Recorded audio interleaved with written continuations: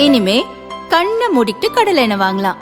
ஏன்னா மந்த்ரா கடலை எண்ணெய் இதயத்தின் தயாரிப்பு. வறுக்க பொரிக்க ஏன் எல்லா சமையலுக்கும் மந்த்ரா தான். மந்த்ரா கடலை எண்ணெய், அபார ருசி, ஆரோக்கியமான உடல் நலம்.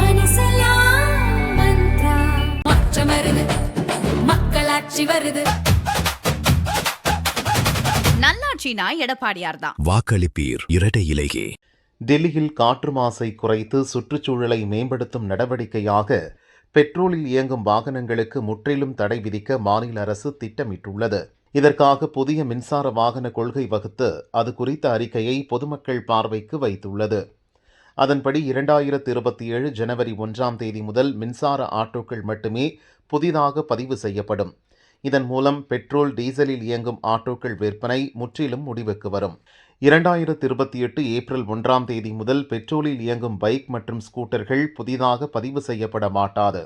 இனி பைக், ஸ்கூட்டர் எனும் பேட்டரி வாகனங்கள் மட்டுமே பதிவு செய்யப்படும். அதேபோல் டீசலில் இயங்கும் பள்ளி பஸ்களும் படிப்படியாக குறைக்கப்பட்டு முற்றிலும் பேட்டரி வாகனங்களாக மாற்ற நடவடிக்கை எடுக்கப்படும்.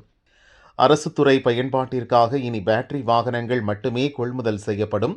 பேட்டரியில் இயங்கும் 2 வீலர், ஆட்டோ, கார் உள்ளிட்ட வாகனங்களை வாங்குவோருக்கு அரசு மானியம் வழங்கவும் வழிவகை செய்யப்பட்டுள்ளது.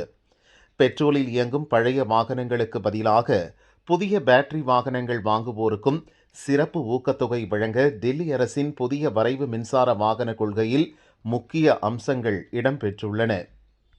டெல்லி முழுதும் அதிக எண்ணிக்கையில் சார்ஜிங் மையங்கள் அமைக்க ஏற்பாடு செய்யப்படும் என அரசு அறிவித்துள்ளது. அதேபோல் பழைய பேட்டரி வாகனங்களை சுழற்சி முறையில் கையாள வசதியாக பேட்டரி சேகரிப்பு மையங்களை உருவாக்கவும் நடவடிக்கை எடுக்கப்படும். இந்த வரைவு அறிக்கை மீது மக்கள் அளிக்கும் கருத்துக்களின் அடிப்படையில் மிக விரைவில் இறுதி முடிவு எடுக்கப்படும் என டெல்லி அரசு அறிவித்துள்ளது. இன்னும் சில ஆண்டுகளில் தலைநகர் முழுதும் பேட்டரி வாகனங்கள் மட்டுமே இயங்கும் என்பதால் அங்கு பெட்ரோல், டீசல் தேவை இருக்காது.